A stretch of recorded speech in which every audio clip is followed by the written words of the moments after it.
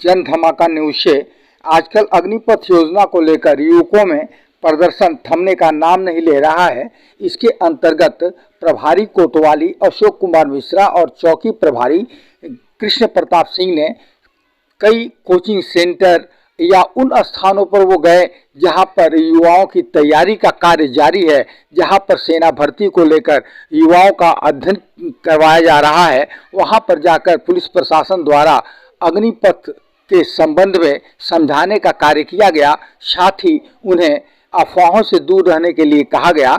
आइए ले चलते हैं वहां जहां पर कोतवाली प्रभारी अशोक कुमार मिश्रा ने कोचिंग सेंटर के भीतर युवा छात्र छात्राओं से क्या कहा। कल से और परसों की जो घटनाएं देश में हुई हैं, जिससे देश में अफरा तफरी का माहौल बना हुआ है, जनजीवन अस्त व्यस्त हो गया है। जो यात्रा करने वाले हैं, राहगीरों पर, यात्रियों पर भी घटनाएं हो रही हैं। उनके साथ भी मारपीट हम ही लोगों के द्वारा की जा रही है। अपने देश के जो नवयुवक हैं, इन्हीं बातों को लेकर उत्तेजित हैं। तो उसी संबंध में वार्ता के क्रम में आया गया है। जो भी नीतियां बनी हैं, हो सकता है कि अच्छी भी हों और गलत भी हों। तो इसका मुख्य रूप ये नहीं है कि अगर अच्छी है या गलत है या सही है गलत है, जो भी है उसका निवारण हिंसक रूप से हो। हम अपने ही भाई बहनों को, अपने ही परिवार के लोगों को मारना, पीटना, उनसे साथ बदतमीजी करना, देश की क्षति पहुंचाना, ट्रेनों को फूंक देना, बसों को फूंक देना, ये उसका अभिप्राय या उसका अर्थ नहीं है, उससे उसका सॉल्यूशन नहीं है।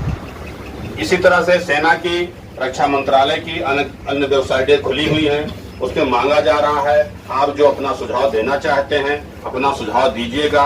उसकी कमेटी बनेगी जो उसका संशोधन होना है। लेकिन अपने को ही मारना, भाई जो यात्रा करने कल इतनी भी ट्रेनें पूरे देश की बंद हो गई, आपके और हमारे घर के ही बच्चे, परिवार के लोग ही यात्रा कर रहे हैं। ट्रेनें में आग लगा दी गई, हो सकता है उनकी संपत्तियां जल गई हो। तो किसकी जली हो? आपकी ही तो जली, कि किसी दूसरे की जली। हमारी बहन बेटियां ही उसमें यात्रा कर रही हैं, उनके साथ बदतमीजियां हुई, करने वाले ही हम ही लोग हैं।